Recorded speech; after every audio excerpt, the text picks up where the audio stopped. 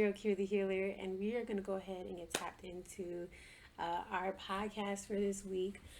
If you did not know, I am on YouTube, and that's Cure the Healer. You can also check me out. I am on Instagram, TikTok. Instagram, I'm at Jaguar.Lotus.Healingstudio. On TikTok, I'm at Cure the Healer. I'm going to also put all the information in the bio. In the description box below. Oh my God, it's too many platforms. I'm also on Patreon if you want to go ahead and support your girl. I also do readings on there as well. And that's patreon.com/Kara the Healer. You can also check me out on Etsy where I'm selling my products, and that's mysticmommyhealing.store. I'm getting so tongue tied right now. But with that being said, I noticed that a lot of the content that I have been creating recently has been more so like self-development, self-love.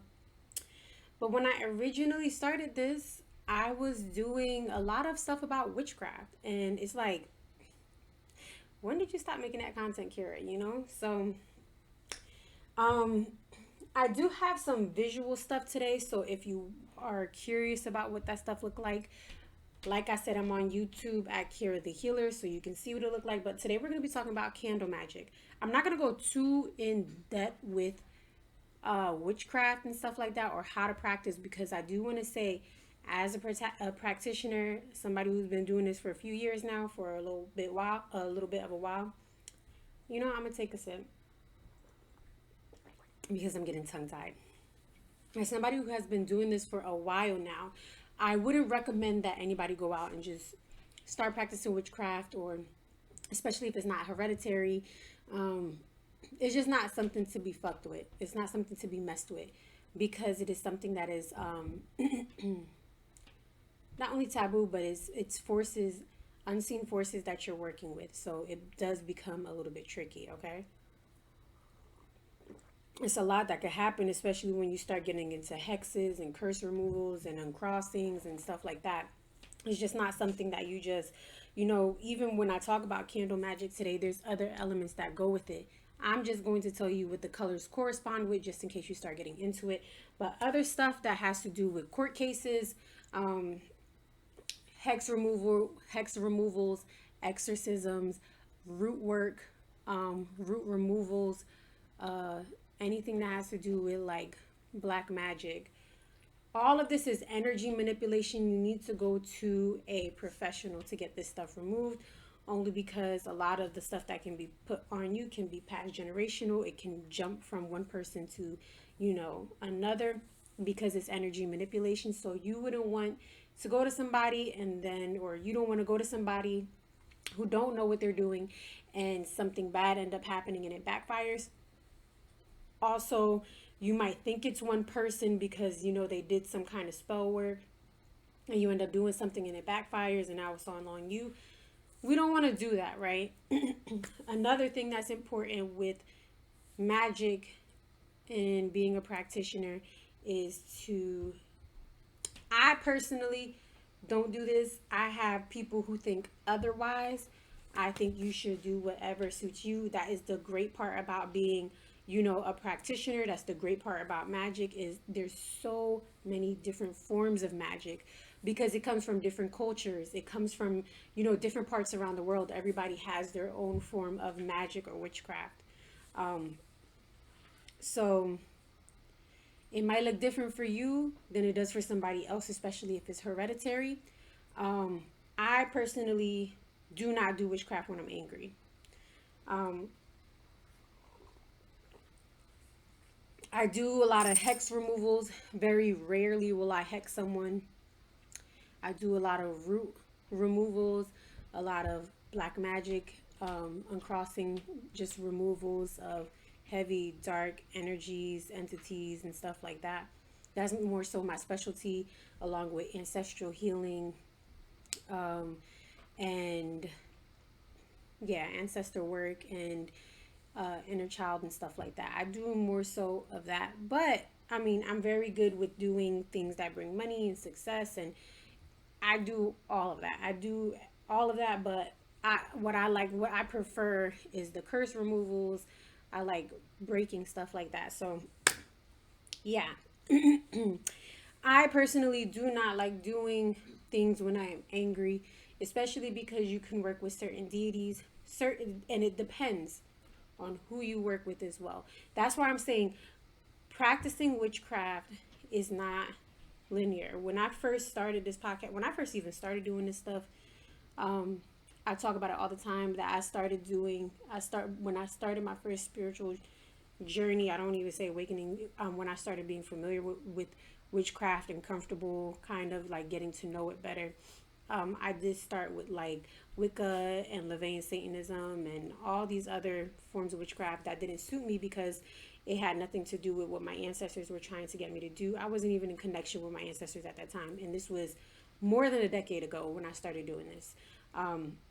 Then further down the line, when I started getting more connected and everything like that, then I started to get more into stuff that was into my culture, my roots. The deities that I work with are more so of those who came to me because of the culture, um, being Caribbean and stuff like that. Those are the ones who more so came to me. Um, I also have some because I am mixed race that come from me from other religions or cultures, but it's because I have that mix inside of me. The reason why I don't do black magic or hexing when I am angry is because I like to be level headed. I like to make sure that I know who's sending me something. I have to make sure that I know that I'm not going to go out of my way because it is energy manipulation, right? It does take something out of you when you do it. For people to sit there and say that it does, I've had people who sat there and say it don't take anything out of you when you do hexing or anything like that. When you're doing hex removals, when you're doing hexing, when you're doing anything that's heavier, because I don't want to say dark or black. I hate when I'm like dark magic, black magic, because it just makes me feel kind of like, I there was a point in time where I will sit here and say that, I'd be like, yo, I don't mess with that shit because it's dark or is whatever the case is black magic is bad. But it was more so I didn't have a good understanding of what it fully was. Now I do. But doing more so of that heavier work, I like to call it heavier work because that's what it is. It requires more energy manipulation, more energy you're putting into it to have it removed. More work is put in and required for you to be able to remove these kind of things. Um, with that being said, it does take a toll on you energetically. It does drain you energetically, and it will make people look completely different. I remember on TikTok there was a whole beef going on which talk. If you aren't on TikTok, you need to get on TikTok because they be having the craziest stuff on there, especially when it comes to witch talk or whatever. And sometimes I like to get educated or see what's going on, or you know what I mean, because especially there's different witches of different cultures on there. So you got hoodoo talk on there as well. You have those who practice Ifa. So there's different forms of espiritismo that is on witch talk or TikTok. So long story short, there was a beef between two witches, and one witch was doing hexing work on the other one, and she was doing it on the other one's children. It was just this whole wild situation. But you can see the one who was doing the hexing, right? Not the person, the receiver, because the receiver, I think, was doing protection work, and even so, right?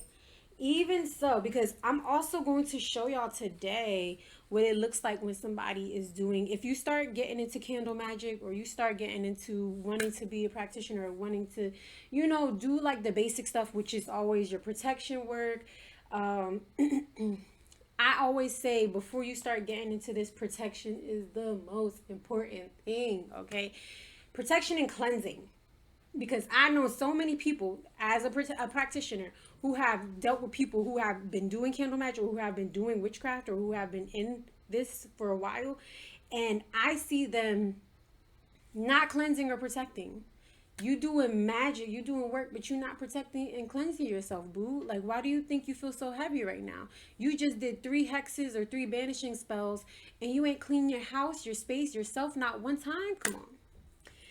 Also, there's certain moon cycles, there's certain days when you do witchcraft. That's what I'm saying. It's not just something that you just pick up and you're like, okay. Protection work is the one thing that I recommend anybody. You don't even have to be a witch to do it. You don't have to be a practitioner to do it. It's literally you protecting yourself, you putting up extra barriers to keep out evil eyes or people gossiping about you or anything negative. Even if you have stuff going on at work where you have people trying to retaliate or do something against you, protection work is so important because it's keeping that stuff away. It's keeping it at bay. It's keeping you safe from that kind of stuff, from people coming, to you. And that's a lot of the times you have like dreams about entities and, this dark stuff that happens. Anytime somebody is sending something to me, I have these really bad dreams. And that's how I know, like, I need to do protection work. I need to step it up, or I wasn't doing protection work, or whatever the case is. When I become very ill for no reason, that's how I know, oh, I need to do protection work, because it's usually not like one of those things where it's like, oh, you just caught like you got a sinus infection, or you got it's one of those things where it's like a 24-hour flu or something like that, and it goes away, and then it kind of feels like it's there, and I'm like, somebody sent it. And I usually have a dream followed up with it. Anybody else would say, try to prove science, like, oh, you become delirious when you're sick. It's common to have delirium or dreams that are not going to make sense to you, or that are bad or scary, because that's what happened, because the brain chemicals, and they try to explain it just fine. But I'm telling you, there's always a spiritual reason behind a lot of things that happen. Okay. The tea bag literally just tried to like fall into my mouth when I was drinking it. Like, what the hell? Anyway, so protection work is key. If you're going to do protection work, because even with spell work, and I'm not, like I said, I'm not going to get into that, because if you are, there's also certain religions and systems that need to be followed before you jump into that. You can't just go out there and start practicing hoodoo when you have no roots in it, you don't have no bloodline in it, you don't have anything. You get what I'm saying? You just pick it up because you feel like it. It's the same with Wicca. Wicca didn't work for me because it didn't resonate with me. It didn't resonate with my ancestors. Even though I've had deities who came to me who were of a different, background, I kind of understood and I had a respect for it. But to dive deep into the religion of Wicca, it doesn't make sense to me, because that's not part of my culture. My ancestors didn't practice that. So why am I going to practice Wicca? Wicca is also neo-pagan. It's a newer religion. Even if I have, because I do have ancestry that goes back from Scotland. Even if I had, any deities from, I want to say the European-based system, of deities, it's Wicca is not old. It's not an old religion. It's new. So it wouldn't make sense to me to practice that. And it doesn't resonate with me because my ancestors come from something that are much older than that. I have Native American background. I have so much background that it doesn't make sense to stick to, a certain system. And I digress. But even if you wanted to practice, like I said, I always say protection work is important. Doing your cleansing baths, doing cleansing rituals, cleaning your house, making sure your house is in order. Unless you're going to be a practitioner of chaos magic or something like that, it depends on what it is that you want to do. But for me, I do more so of a lot of banishing, uncrossing, hexing, exorcisms. I do stuff like that. I need a clean environment. If I'm going to do witchcraft, people know as soon as I put on the merengue de salsa, bachata, I put on some Caribbean music, some zouk, I'm cleaning up my house, and I'm, doing my floor washes. I'm putting out my altar, putting the alcohol on my altar. If I'm doing all of this stuff, it's because I'm about to practice. Cleanliness is a very important thing, because those energies, especially with me doing exorcisms and root removals and stuff like that, it requires for me to have a clean space. Otherwise, those things can harbor inside of your household, especially if you have altars inside the house. I try to do a lot of my work outside the house. I try to keep an altar outside the house, but it still stays within that area because you're removing something. Sometimes the energy still stays there for weeks. It depends on the severity of the situation, who you're dealing with. It all depends on that, which is why I'm saying, if you feel like I got something on me, I I suggest you go to a practitioner because it's just so much easier. With your cleansing work though, with cleansing, you always want to make sure your area that you are practicing in is clean. Smoke cleansing, I always tell people copal resin is one of the most important and key tools for you to do a smoke cleanse. It's good for purification, it's good for protection, and it is good for banishing. If you have any kind of stagnant energy, spirits, or anything inside your house that you don't want in there, that copal resin is going to get rid of it. I remember, and I'm about to digress with another story.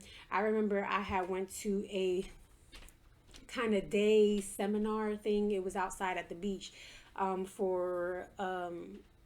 have a friend who knew this one woman, and I was doing tarot very heavily back then, and she was recommending me to come to this lady, and this lady was like a numerologist and stuff like that. I went to the lady, and this lady was telling me like no shaman or smoke or herb is gonna fix this and fix that and treat that. She didn't believe in energy, like, it was bizarre to me. And I'm like, if there's stagnant energy somewhere, herbs will help. When I do exorcism, herbs help me do the exorcism.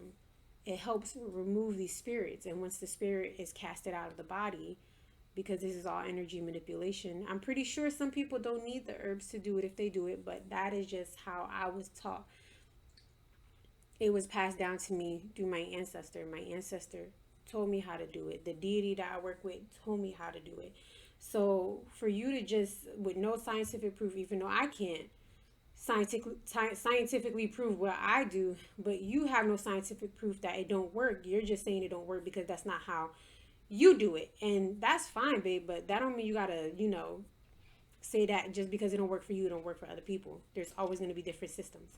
So with that being said, copal resin, charcoal, you use the charcoal, you burn your charcoal, you get it real hot, and then you use the copal resin to smoke. Make sure everything is open up in your house. I do this about once a week, bi-weekly sometimes if I'm lucky. But because I do a lot of this work, I do a lot of healing, I do a lot of stuff, I'm always, surrounded by energy, heavy energy. Sometimes I have spirits that'll come into the house because of whatever freaking reason, whether, sometimes my son will bring them home, or they come for him from other people, or sometimes they're there for me to give me a message, or sometimes it's just, somebody will send something. And when they do that, the best thing that I can say for protection, light a white candle. Light a white candle. I usually bless it, and by blessing it, you just hold the candle in your hand. I was gonna show y'all. I'm gonna show y'all later too about reading candles and stuff like that, which is why I'm like, it's important for you to head over to YouTube so you can see what it looks like, just so you have a little bit of information, because this is gonna be key. But anyway, you hold the white candle in your hand. I bless it. I also dress my candles. I only dress my candles when a deity tells me to do it and when I am doing specific work. If it's just if I'm being told you just need to protect and cleanse the house, and I'm like, okay, I just basically bless it. I know in hoodoo, prayers is very important. You could pray over it, whatever it is that you want. I should have bought I have a Guadalupe candle. She has a prayer on the back. There's also another one I use for my son. Is Archangel Michael. It's a prayer on the back, and you literally hold it in your hand. You can read the prayer off the candle if it helps you, but sometimes I just go intuitively off of whatever is coming to me, and just bless the candle, pray over the candle, and just, ask that it protect me, my home, the people within my home, blah, blah, blah, whatever the case is, right? And then I light the candle and then put it on. I have a bunch of altars. I put on whatever altar is calling to me to protect. I put it on that. Usually when you start getting into this, you'll have like a deity for certain things. So deity for protection. I have one to help with the ancestral healing. I have another one now when we ready to go to war. That's the one that I'm going to go to. I have another one that's when I have karma that needs to be able to be cleaned up and turned back and whatever the case is. I got another one for that. I got heavy hitters, okay? I got another one that's there whenever I'm doing my moon magic. I have another one that's there for whenever I'm doing some kind of uncrossing, banishing. They work with me and tell me what to do. But like I said, you bless it, open up all the windows, open the doors, and I just walk through with the charcoal and the copal resin, and I clean out the household, clean out the spirits. I ask while I'm doing the cleansing that the spirits, the negative energies, whatever, be removed and cleansed from the house, right? Very key, very important that you are praying, you are talking, you're getting it out.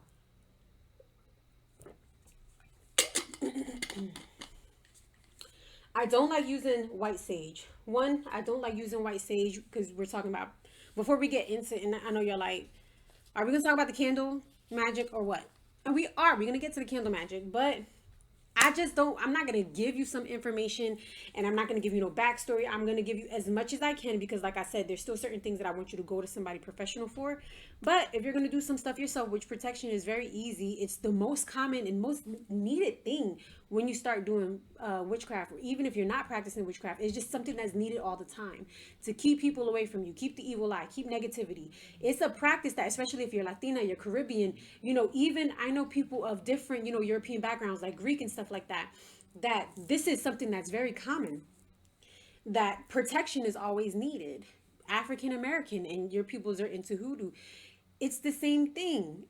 You need to protect yourself, whether you are lighting a white candle, you are smoke cleansing your house, or whatever the case is. Protection is key. But I keep digressing. But like I was saying, I lost my train of thought.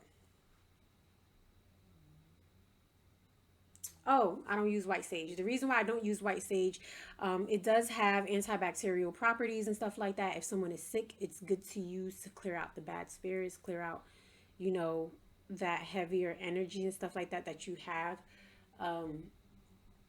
in the room, because I do associate illness with spirits, having bad spirits in the house. I can definitely say, from working in hospitals, from working in elderly facilities, I worked in a veterinarian office, I worked in facilities with mental illness, with people who were mentally ill, and I mean like severe like mental breakdowns, like psychosis and stuff like that. Energy is, spirits are energy, and some of it is very heavy and some of it is very dark. So um it can be cleared out, right?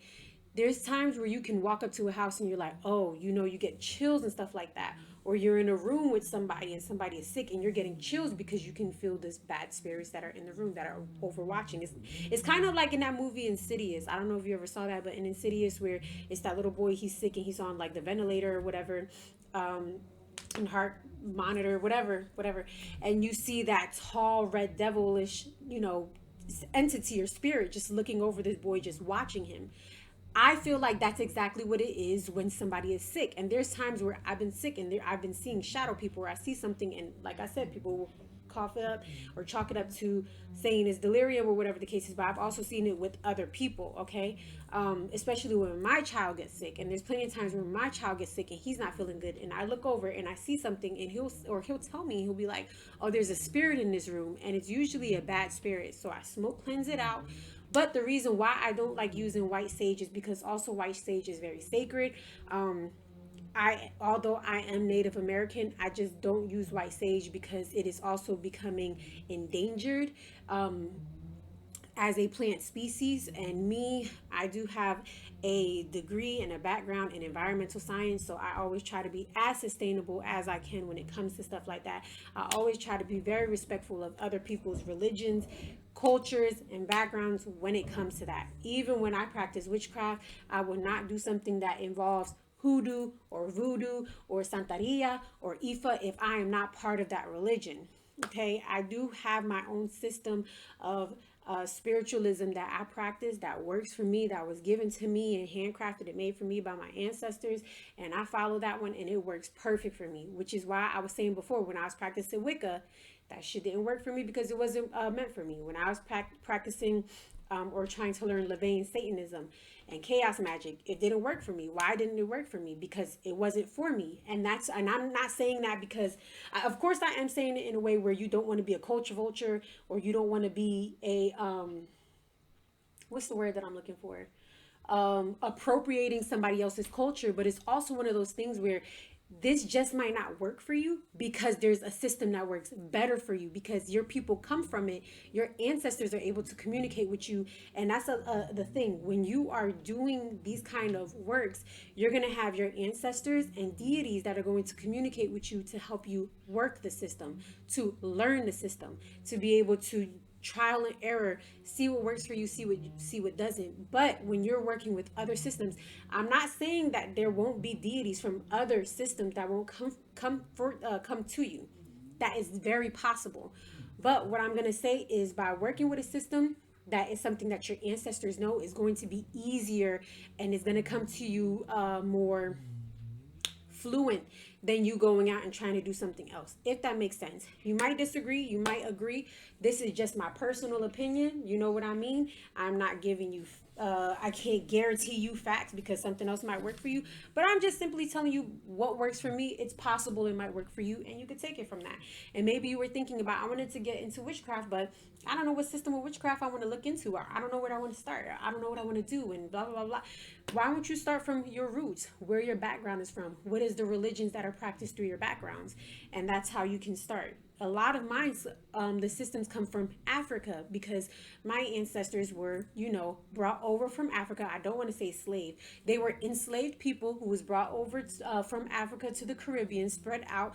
I also have Native American in me as well. I also have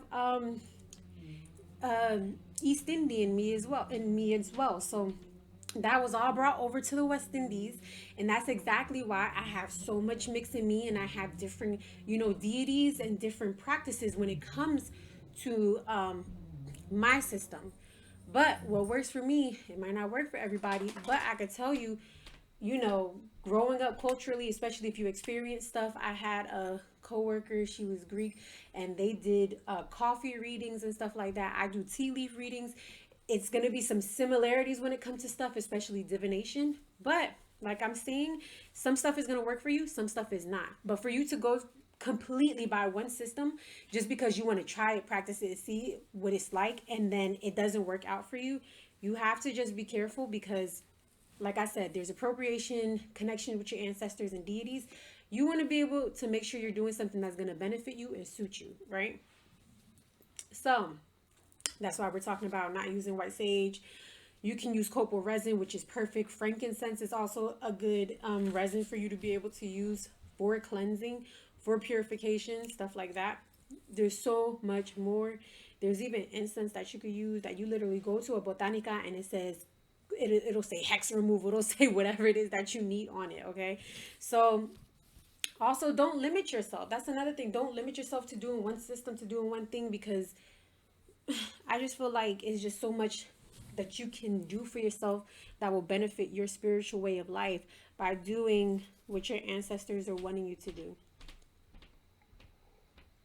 I think I'm also going to do another episode separately on ancestor work, because I did not come into my system of spiritualism until I did a ancestor cord cutting and healing and blockage removal, because I had ancestors from different backgrounds that didn't resonate with what I did, because not all your ancestors are good. Your ancestors, some of them was here on earth showing their ass and cutting up a fucking fool. I'm sorry, I don't even know if I could say that. They were showing their butt and acting a freaking fool, okay? Some of your ancestors was doing that. But you gotta, remove those, or aren't gonna help you. You have some that are probably extremely religious and against spiritualism, because spiritualism and religion are two completely different things. So you probably have some who are blocking you from being able to work with a system that is going to be good for you. So that's another important thing, but I'm not going to go too much into that. We will talk about that, because I really wanted to get into the candle magic. Oh my God, it's like 30 minutes in and I still ain't talking about the candle magic, but we're going to talk about it now, okay? Because even when you're doing this, Like I said, there's specific days that you want to do it, specific moon cycles, and colors and everything, because candle magic is something that's so simple and effective. But if you're not doing it with the right time, intention, date, moon cycle, it just doesn't make any sense, right? It's gonna backfire. And I wish I could show y'all what something looks, a spell work, what spells look like when it backfires. But I'm not gonna say that I'm perfect, right? I want to say a good 80, 88%, 90% of my spell work has been successful. But then there's that time where I was too stubborn, because sometimes I am very, very stubborn. And when I find out somebody did something on me and I'm like, oh, I'm going to get them back, right? And then they're like, child, you need to chill. Like, we will do this when the time is right, but you're angry, you're upset, you're going to exert too much energy into this. You're going to tire yourself out, and it could possibly backfire because you're so angry. You're doing more than you need to right now. Relax. And even though I do have some deities or deity that's just like, let's go, they'll still be like, okay, let's wait till you're in a better headspace. We'll get the right spell to be able to do it, and then, the right herbs or whatever. You don't have everything right now, and then we'll do it. But you have to let things play out before you just jump into it. It has to be the right day, the right moon cycle, whatever the case is. Especially because one of the deities that I worked with is a deity of mortality. She is also the deity of birth, rebirth, death, and the moon. So I have to make sure that when I'm doing the spell work, I'm doing it right. This is not something that comes overnight. It comes with trial and error. It comes with understanding. There's been plenty of times that, I had successful, exorcisms, or, I guess we could say, demon removals or root removals. And that shit's still lingering around for 2 months or for a month or whatever, 2 weeks or whatever, because I ain't do something right. I ain't do my protection right. So something came through. There's been plenty of times where that shit, I can sit here and talk about for days. There was one time that, that I had did a return to sender and didn't protect myself. And this was somebody that I was dealing with. I could get into that. I'm going to probably do an episode where I'm just doing a story time, because the stuff that I could tell y'all that I experienced with my spell work is crazy. But I lit a candle on my altar. It exploded. And my altar, I was using a dresser, substituting, a dresser as an altar at the time. It lit on fire, and there is a big fiery hole on that dresser, because who didn't do the protection work? You return something back to sender, and guess what they did? They returned that bitch right back. So it's just a matter of you doing everything correctly. Take your time when it comes into practicing magic, right? Take your time, because it's not easy. But anyways, so let's talk about candle colors, okay? I'm also going to show you, I'm so happy that, and it's crazy because I just did some spell work not too long ago, so I have the stuff to show y'all now, what it looks like, and how it works. So, we're going to start with the basic colors, which is red. Red is a very amazing color to work with, especially, like I said, I have a deity that I like to work with that's just ready to go to war. So when I'm ready to go to war and I'm ready to return something back to sender, or I'm ready to cut some shit off, karma, justice, you know what I mean? I work with that, not that ancestor, I'm sorry. Well, I do work with my ancestors, depending on which ancestor is going to come forward. But also the deity, but red is good for strength. I like to use it for war, vitality. The root chakra, if you are doing anything associated with the root chakra. Now, I know you're like, you could heal your root chakra, or you can heal your chakras with candles. You sure can. Also, if you have any blockages, if you have any, magic put on you, and I know you're like, people can put yes, people can put, because remember, your chakras are energy points. You have meridians all over your body, all over your aura, all over your space. Meridians are energy sensors. There are infinite amounts of energy sensors all over your body, all over your aura, all around you. Everything around you is energy. People, if you are a smart practitioner, I don't want to give too much. If you are a smart practitioner and you're going to hex somebody, which I talked about this in the episode where I had talked about hexing and stuff like that. how to know if somebody has hexed you, which I remember in that episode, I was like, I don't have a candle. I'm going to show you what it looks like, okay? But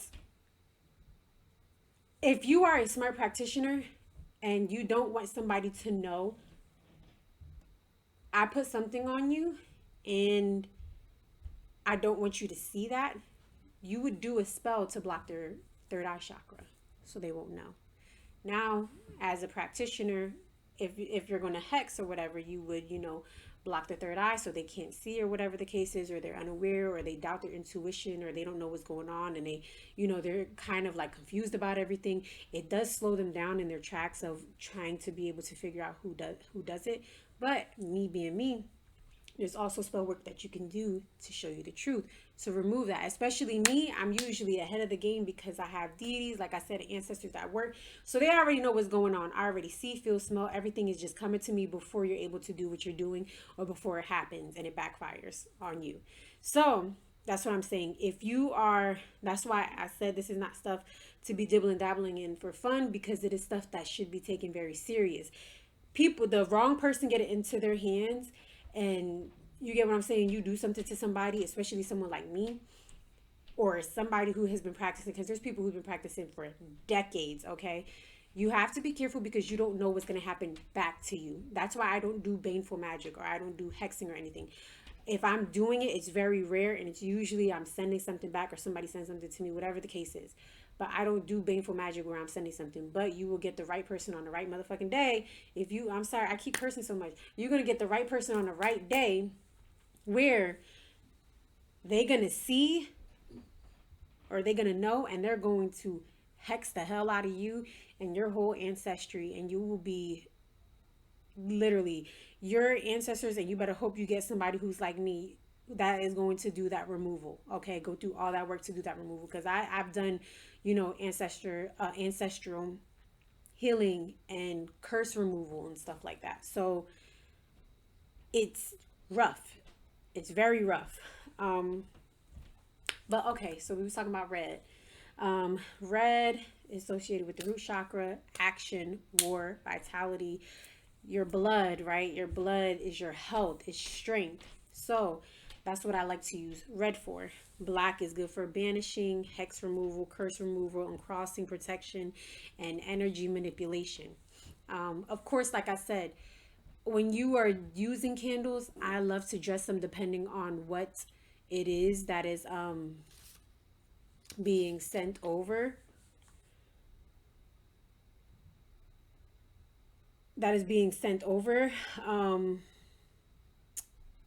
But also setting an intention on what it is that you're going to do with whatever deity you're working with. If you're working with a deity or ancestor, intention has to be set. I like to dress my candles, so there's also that.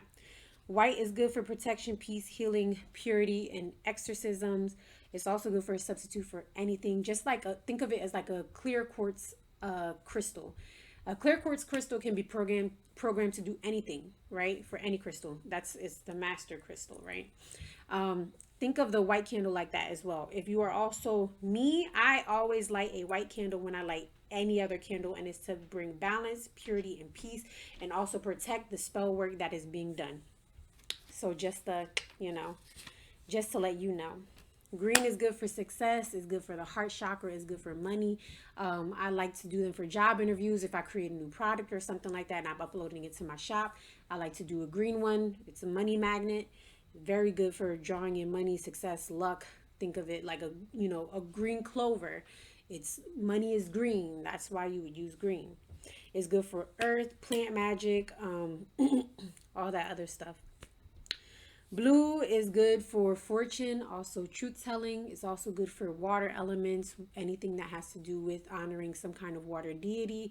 I would light a blue candle. It's also good for the throat chakra as well. So if there's a block here and there's magic being done or whatever, especially because a lot of the time, magic can be done for anything. Magic can be done to remove like let's say you have a court case or something like that. So if you want everything to work out in your favor, whatever the case is, there are also spell works that can be done to shut your mouth or whatever like that. So I would also use a blue candle if I wanted to reverse that. So you would also have to mix it with the other candles because, like I said, you're going to be using a black, right, for removing, for uncrossing, and then a blue because you would also want, you know, the truth to be told, and the throat chakra. So, like I said, it takes a while for you to start like realizing like, oh, ping ping ping, you know what I mean, all these good things, these ideas popping in your head when you're doing spell work or whatever, like, oh, how can I make this work for me, how can I make this better? So it takes a lot of energy and understanding, and it's not something that happens overnight, which is why a lot of people probably go to, you know, priestess and stuff like that to get ordained, because it is a long practice, especially if you're going into santeria and stuff like that. So, you know, it makes sense. Pink is good for fertility, love, positivity. You know, honey, when people are doing honey jars and stuff like that, it's also good for the heart chakra. Green and pink are both good for the heart chakra. I'm also going to talk about moon phases, the good time to do these, you know, certain rituals. Full moon is good for manifesting, releasing,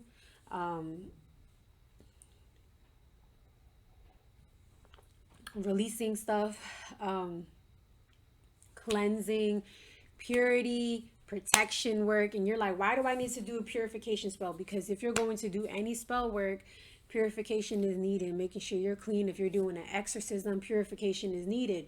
How am I going to do any curse, hex, anything removal when I got a demon attached on me to remove the demon that's attached to you? Okay, purification is needed. That's the best time. I'm sorry. I'm so sorry. I said that on the wrong moon. That's the full moon, okay? Full moon is divination, releasing, purification. Um, yeah, so like if you're doing an exorcism or something like that, you would do it then because it's all about cleansing. This is, you know, releasing, letting go. Just think of it like that. The full moon is releasing, letting go. I would do purification, protection. I would do, even though you could do protection all the time, but it would be amplified if you're going to do like an exorcism. New moon is good for manifesting, welcoming, because it's new cycles, manifesting. So good for love, money rituals, you know, bringing anything in, a road opener, you know, road opener ritual. Also hexing because it is the dark moon. I do not do hexing during the full moon, only because it makes sense to me during the dark moon, because that's when things are dark. People can't see what you do. You do shadow work, you do, you know, hexing and stuff like that in the dark so that they can't see what you're doing. Also with the wand and crescent, because now it's going away from that full moon cycle into the dark moon cycle. So that's when you would do uncrossing, you know, hex removal, crossroads. But crossroad rituals can be done for a lot of different things. But anything that has to do with uncrossing or hexing or stuff like that, returning stuff back to its sender, I like to do during the dark moon. Like I said, what works for me might not work for you. You gotta do what you gotta do for yourself, what feels good for yourself, because there's been a lot of people who would say one thing and it don't work for me, and something else works for me that didn't work for them. So it's also a lot of using intuition as well, right? I'm now going to show you what it looks like for the candles after you're done your candle magic, okay? Okay, so I have the candles here and I'm going to show you. These are already burnt out candles, so you know the spell work was already done. And I saved these because I'm like, ooh, I'm going to show everybody what it looks like. So when you start doing the candle magic or you start getting into it, even if you're doing protection, and even if you decide to do this and you want to do protection against yourself, and you see something like what I'm about to show you, when it's anything sent over towards your way, or when the spell work is not done, and you need to redo, depending on what the spell is, it'll look like this, okay? But that's what I'm saying. Then you'll be like, okay, well, I need to go to somebody professional so we can get it removed. So if you are doing any hex removal, if you are doing any if you are doing any spell work and the spell work does not work, or if somebody has put any black magic, anything dark or heavy on you, it will look like this, okay?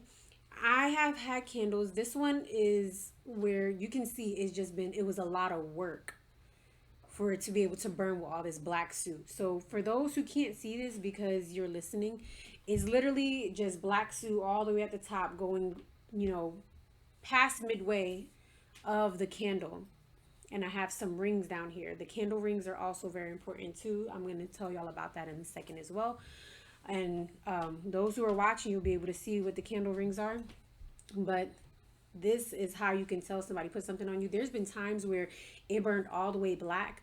Unfortunately, well, I don't want to say unfortunately, because the fortunate part is you did the candle magic and now you know somebody put something on you, or the magic did not work. The spell did not work, whatever it is. Let's say you were trying to do some kind of manifestation. Another thing also, when I was trying to do money magic, but I was living in the fight or flight era of my life where I thought everything was out to get me, where I had a bad association or a bad relationship with money, my candles would not light. I would light them, they would burn, burn, burn, and they would burn until the flame got super duper tiny and it would go out. And I would try to light it and it would just go out and it would not work. And I'm like, why? And it's because I had a blockage, okay? So when you have a blockage, when the spell work is backfiring, when it's not working, or when you have something on you, it'll typically look like this.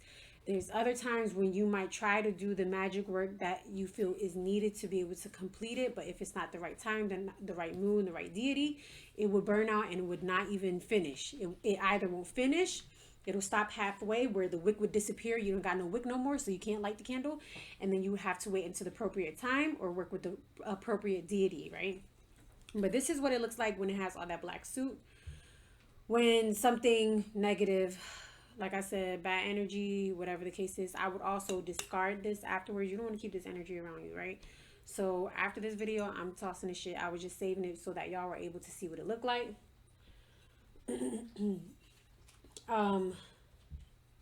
Successful. Bop. I know you're like, what's all that stuff? This is the dressing from the candle, but you see how this burned through, and look, when I turn it like this, you see it's clear, right? You want to make sure that it burned through clearly. There ain't nothing at the bottom. And then when you're like, what do you mean nothing at the bottom? Boom. Something at the bottom still.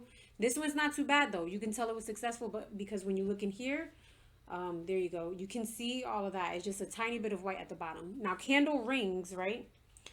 This is very important. When you are setting your intention and you are doing the work, let's say you want to do something for money, the candle rings are very important. You see how this one has a ring right here? I look at the whole thing. The very first time that I started doing candle magic, when I was doing exorcisms and root work, I had a bunch of rings on the candle, and the rings will look clear like this. Like you can see this one, right? And why did I have a bunch of rings? Because you count the number of rings. So let's say this one is one ring. That could be 1 month, a year, a day. It has to do with the number one. So I would usually pull the rusty, dusty, trusty old tarot. I will break it out and I would see what the ancestors, or I would even ask sometimes at the altar what the ancestors are telling me how long it's going to actually take. So you see one, actually I see 2 rings. So it would be 2, whatever they tell me the answer is for whatever it is. So let's say this was something for money, and I'm saying, well, how long would it take me to get this money that I need?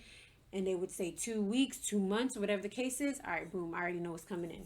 When I did a curse removal and I was asking to see how long it will take, I had a ton of rings, and you will see like pop, pop, pop, pop, pop, like a bunch of rings going down it. Because they were basically saying like, yeah, you might have removed some of it, but you got a whole lot of work to do. So if I literally had like 12 rings on my thing, it was basically saying like in a year, that was the answer that I got. In a year, this will all clear itself up because you still got a lot of work to do. When you get a hex or something on you and it start looking like this, you have to make sure that you are burning and you are protecting yourself until it is clear like this. And that's exactly, this was the result of this. So I had did a removal so I could get my reading and everything like that. And then I did, and then I had got this and I was like, oh shit, somebody did something. And then after that, I was like, I have to do the adequate, protection work to make sure that I'm good, and it burned clear. And I was like, okay, boom, we did it. But yeah, that's basically, this is like an intro because I know y'all like, it feels like y'all learned a lot, but I can't cram all the learning that I did into this hour that I'm gonna give y'all. So I'm gonna tell y'all as much as I can to help y'all be successful, little witches. Whether you've been doing this for a while and you just, want to come here just to hear a little bit more because you want to get into something else, or whether you're like, I'm interested, but I don't really know what to do. I hope I gave y'all some tips and some information today. I'm definitely going to be doing more where I talk about the importance of floor washing and other, herbs that you could do and use while you're doing candle magic or while you're doing your magic. How they help you. So I definitely, because I do have a certification in herbalism, I am a master herbalist, along with a yin kundalini yoga teacher, breathwork facilitator. I am a meditation facilitator as well. So if you are listening to this from Anchor or Spotify or wherever, you can come over to YouTube because I do free meditations as well. Also my Patreon as well, you can subscribe for as low as $10. But I hope y'all enjoyed this episode today. Just to leave it off with this candle, the important thing that I'm trying to say is when you have like so much wax left, sometimes it's not always a good thing, because it's basically saying like I had one where it stopped right here, and I was so sad because I was like, we actually getting through, we burning through, we might be able to do this, and it stopped there, and I had a feeling that it was going to happen because I ended up having a bad dream, that somebody was working against the magic that I was trying to do. So, and that's another thing with candle magic. It's always like telltale signs of things for coming or what's going to happen next. You know what I mean? But with that being said, thank you so much for rocking with your girl. I love y'all so much. I appreciate the support. Please make sure that you like, share, and subscribe. Other than that, I will talk to you guys soon. You have an amazing day. Mwah! I love you and goodbye.